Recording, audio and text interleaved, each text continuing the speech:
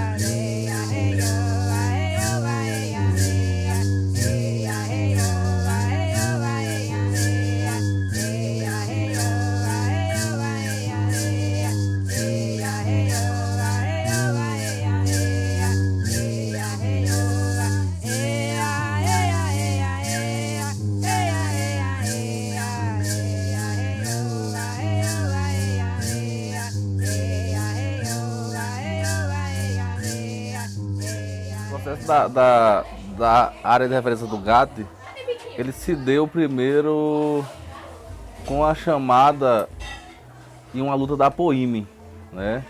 Como nós sabemos, a APOIME, a Articulação dos Povos do Nordeste, Minas Gerais e Espírito Santo, pela pessoa do Wilton, em 2008.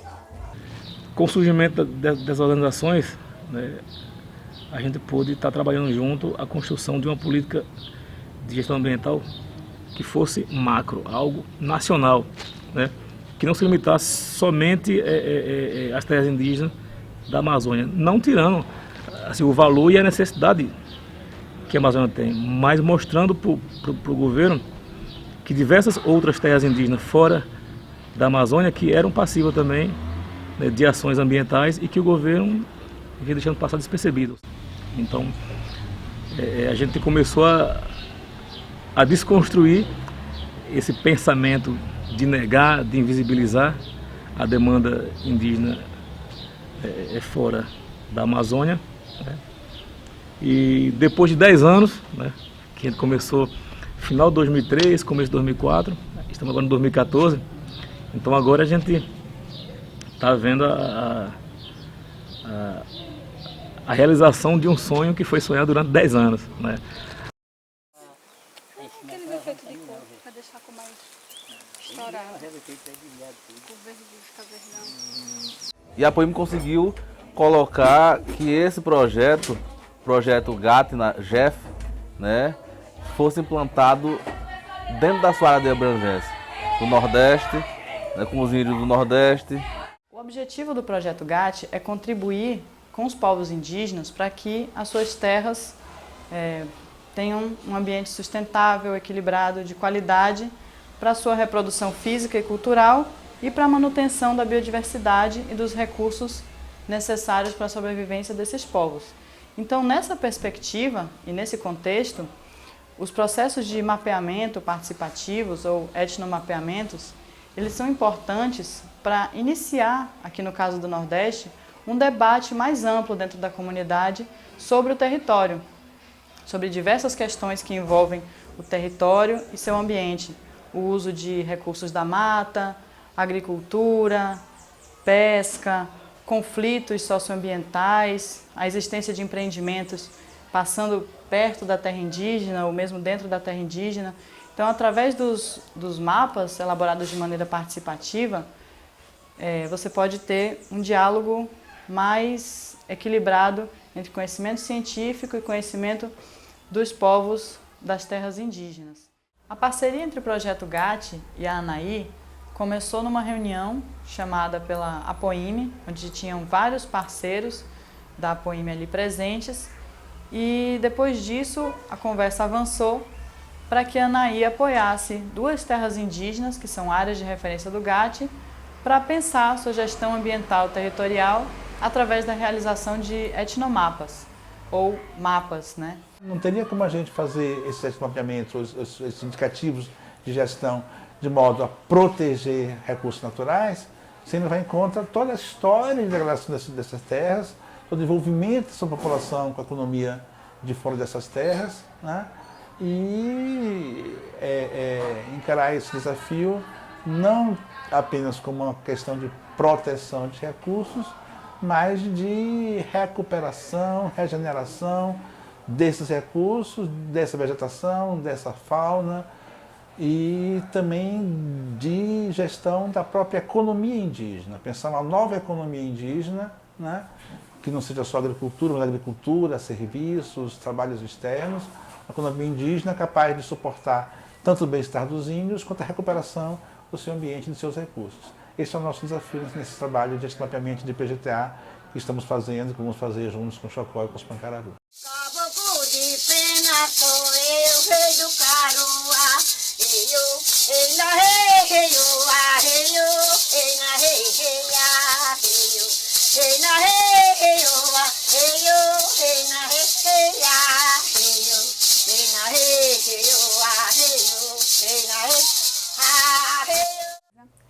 Então, esse projeto, pensando gestão territorial com povos indígenas na Caatinga, no trabalho com a terra indígena Entre Serras especificamente, ele foi iniciado já em junho. Em junho a gente fez a primeira ida para o território.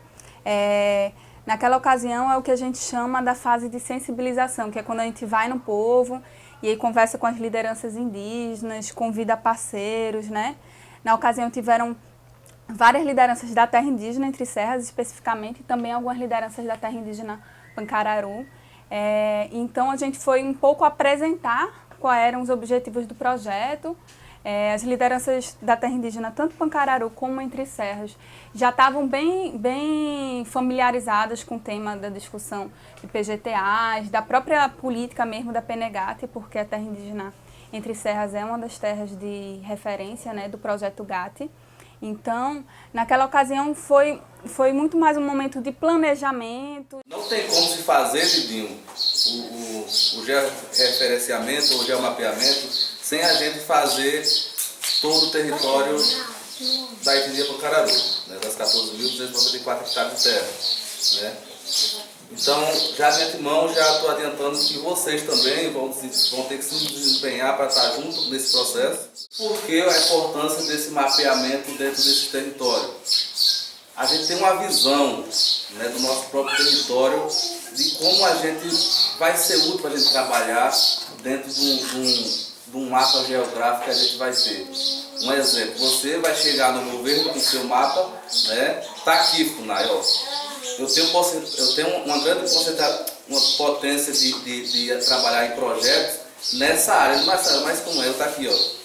Uma irrigação, a gente mostra ali, bota no chão ali, entendeu? Tá aqui, ó. A gente tem uma tubulação pegando do rio, passando pelo macaco, o macaco desce pro brejo. Então, assim, é um trabalho muito importante que vai ter um instrumento, né? Que nem o Ivan, um instrumento muito bom em nossas mãos para a gente ter como visualizar futuros investimentos dentro do nosso território. Hoje é mais uma continuidade de um trabalho que nós demos início na escola da Lagoinha, que está com uns 3 anos, né? 2 anos mais ou menos, que é o projeto GAT, né? E hoje vamos estar trabalhando no mapeamento, fazendo um plano o mapeamento de gestão territorial, ambiental e territorial em Entre Serras.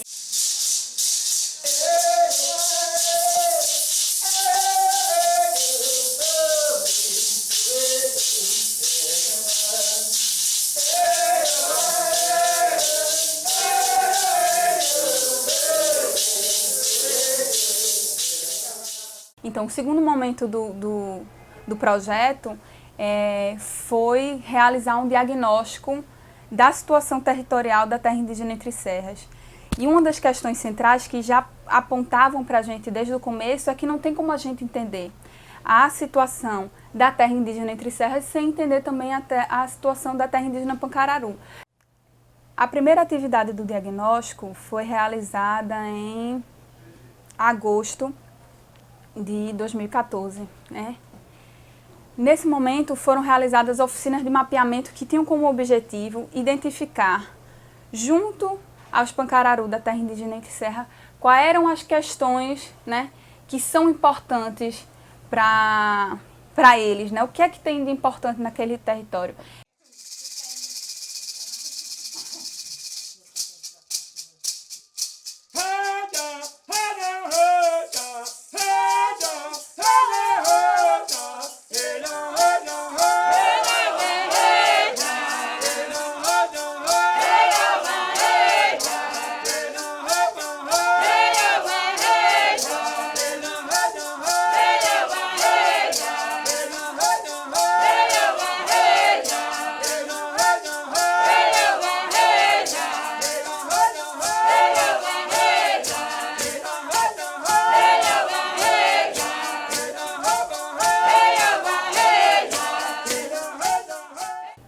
nesse processo de identificação das temáticas centrais, a gente percebeu que as questões vinham em três linhas, né, nesse primeiro momento, em agosto.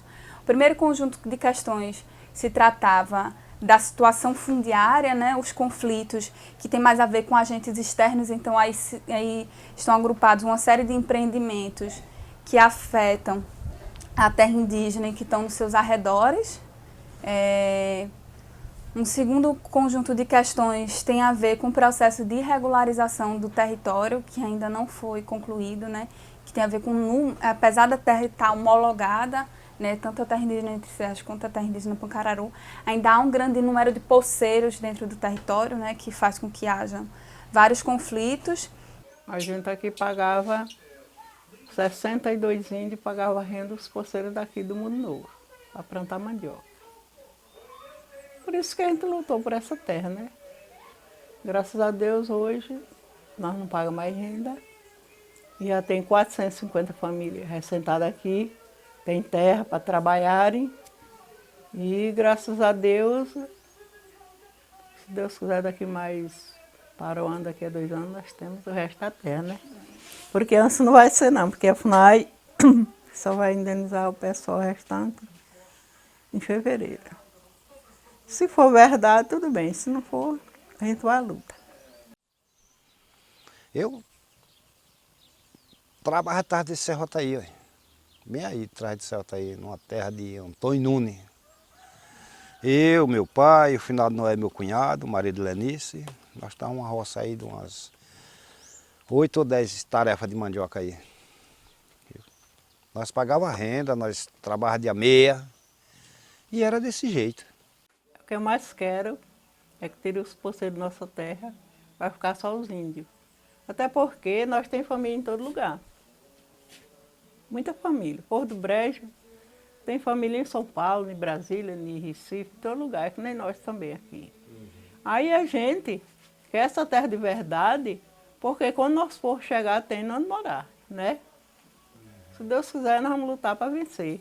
O terceiro conjunto de questões tem a ver com o fato de que o território habitado, o território homologado como terra indígena Pancararu e terra indígena Entre Serras, não é o território que de fato é o território de uso dos Pancararu, né? O território de uso dos Pancararu ele é muito maior do que a terra que foi homologada, né? Então, aí a gente identificou toda uma série de pontas de rama que a gente tem no sertão de Alagoas, algumas pegando para a Bahia, mostrando essa mobilidade deles, né? Como as famílias Pancararu foram se espalhando, como elas ocupavam o espaço de uma forma muito mais ampla do que essas léguas em quadra que foram demarcadas. Bom, eu nasci e me criei aqui, né? A minha descendência indígena é de Jiripancó, porque o meu avô,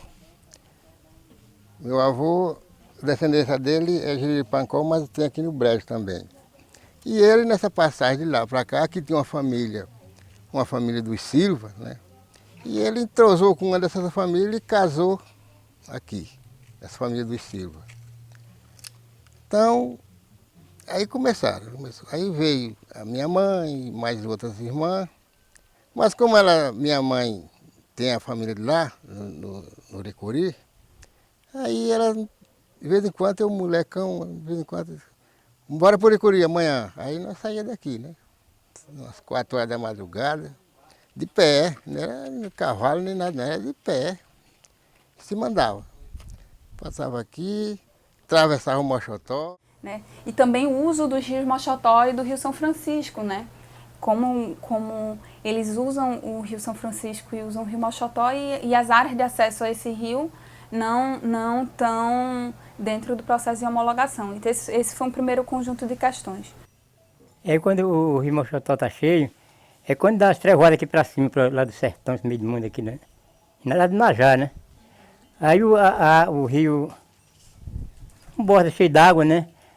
Aí encontra com outro rio lá embaixo, aí o peixe todo sobe para cima, né? Aí vem o menino daqui da tapera, carrapateira, vamos pescar lá, pegar cromatá, um bocado de peixe, né? de Pancararu também vem, aquele que falou que vem lá do Pinhocó, um rapaz meu vem pegar peixe aí.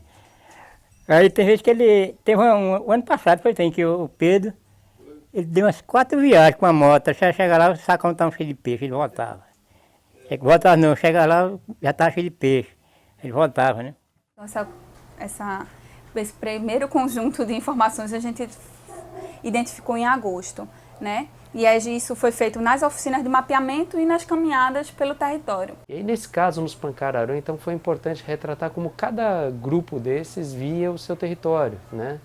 E nisso a mesma coisa, a gente fez um trabalho tanto usando, né, as imagens de satélite para retratá-las usando canetas em plástico, né?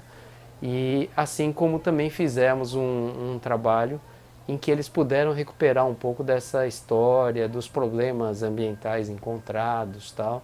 E os velhos lá dos Pancararu sempre tiveram muita coisa para contar durante todo esse trabalho, e isso foi muito enriquecedor.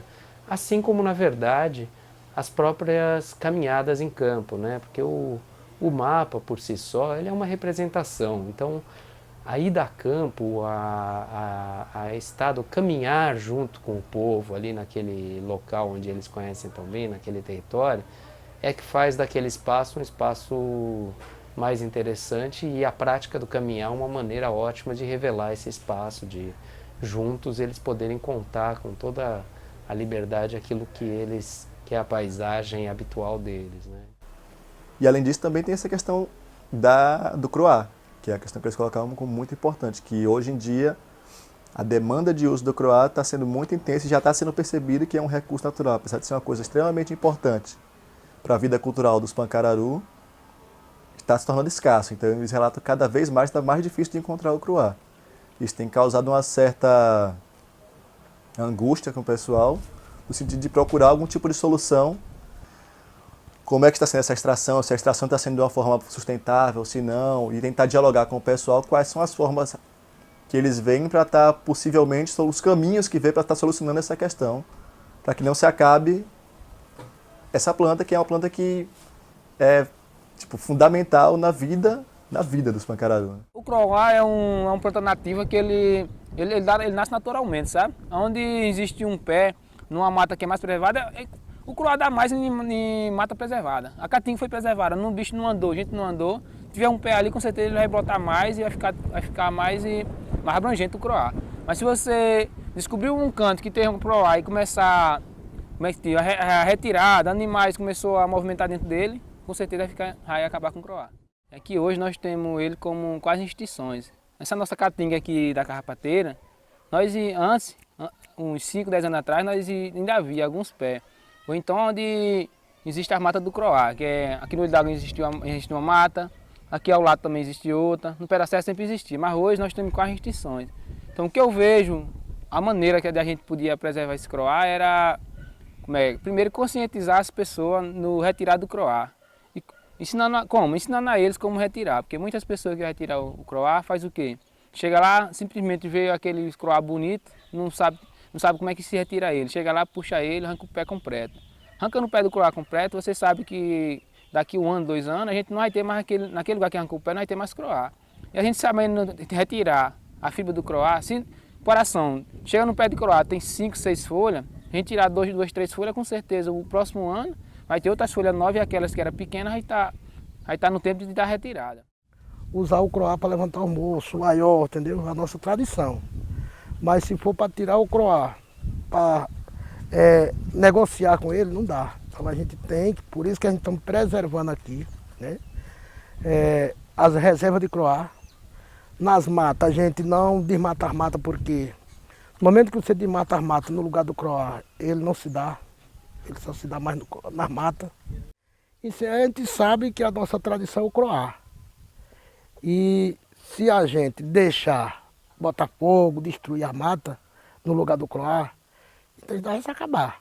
Entendeu? Então, teve outras pessoas aí que andaram a semana passada atrás de croá. Eu digo, é o seguinte, o croá está pequeno e a gente vai ter o tempo também de tirar esse croá, saber como tira ele, entendeu? Porque aí você vai arrancar o croá. Se você arrancar com aquela batata dele, matou o pé do croá. E para tirar o croá, a gente vai ter que a gente vir uma equipe de pessoas para poder tirar esse croá, entendeu? Cortar o croá para não destruir a batata dele. Porque deixando a batata dele, ele vai sair o olho dele lá na frente, entendeu? Então, a gente não tem as tesouras para colher a uva, muitos frutos, né? A manga, né? Então, uma faca bem amoladinha, a gente cortar o croá, entendeu? Então vai ficar a batata dele ali. Ele vai sair o olho lá na frente. Então não mata. Mas se você puxar, arrancou aquela batata, pronto, perdeu. Entendeu? Aquele já não nasce mais, já matou aquele pé ali. A chuva faltou para cair, para ele se manter. Que eu já cheguei em canto para arrancar a croá e eu chegar assim, olhar e as lágrimas descer dos olhos. De ver ele sequinho no chão assim, só o pau assim de croá seco no chão que morreu. Acaba chegar assim e dizer, olha, só aqui nesse trecho aqui de croá que morreu dava para nós encher uma D20.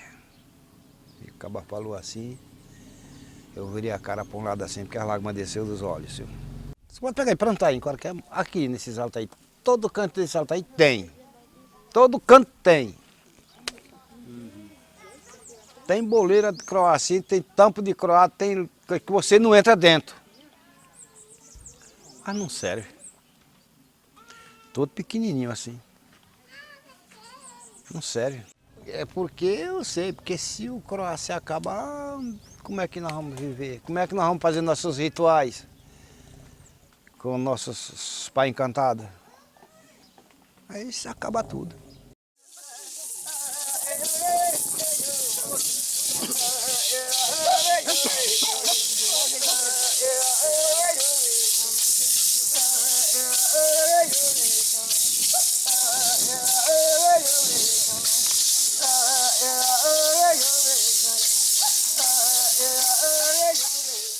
Alexandre Pancararu, que é um cineasta do povo, ele acompanhou, ele foi parte integrante da equipe, ele realizou todo o registro desse trabalho e também realizou oficinas com os jovens, para poder, ao final, a gente também ter esse diagnóstico, né? Esse mapeamento da terra indígena Entre Serras, também em formato de vídeo. A estratégia que nós tivemos foi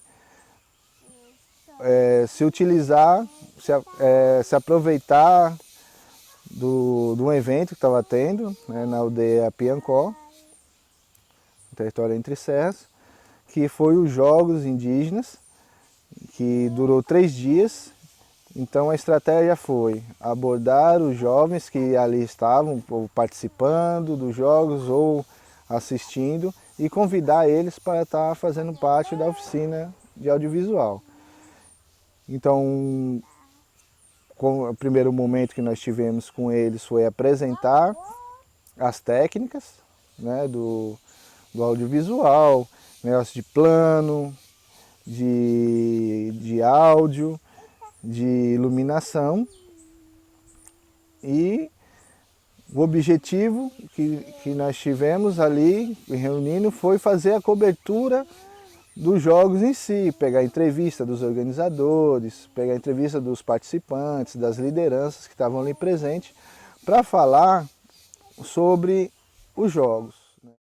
Esse primeiro diagnóstico ele foi realizado sempre pela equipe da ANAI, em conjunto com os indígenas que eram indicados nas próprias oficinas, que acompanharam a gente em todo o processo, fora os indígenas que já compõem a própria equipe. E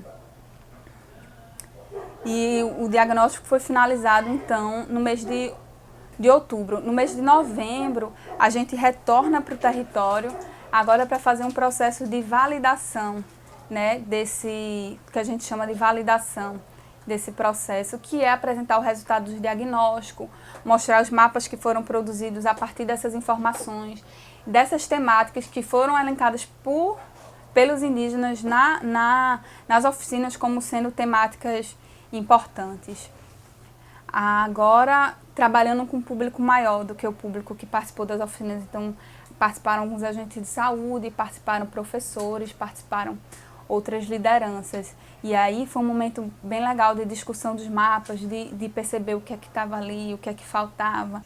Então, trabalhar com cartografia exatamente assim em Pancararu também me permitiu conhecer um pouco mais sobre o meu território, que eu até então não conhecia tanta coisa. Ser daqui, morar aqui desde pequena, mas não conhecia tanta coisa daqui. E fui me descobrindo também, descobrindo esse meu universo, que até então estava guardado, né? Estava oculto para mim. E outra coisa também que é muito importante discutir, a questão do etnomapeamento Pancararu, tem a ver com a questão da gestão ambiental mesmo, né? Conhecer nossos limites, conhecer nossas potencialidades, conhecer até nossas fraquezas mesmo, nossos percalços, para poder melhor fazer essa gestão do nosso território, né? E, claro, do meio ambiente. A ideia é que esse mapeamento possa alcançar o maior número de pessoas, então a gente estava trabalhando de forma que as informações que estejam contidas no texto sejam também expressas em mapa e sejam também expressas em vídeo, né, para poder atingir públicos diversos. E a ideia é que essa sistematização final seja disponibilizada para os indígenas das duas terras. Então, eu particularmente eu achei muito bom. Foi que nem Tom já falou, que foi muito importante a gente ter construído esse mapa. E que nem foi lá que vocês falaram, que esse mapa não é da ANAI, não é da FUNAI, não é da FUNASA. Esse é um mapa nosso. Então, tudo que tem nele é o que nós temos nas nossas comunidades.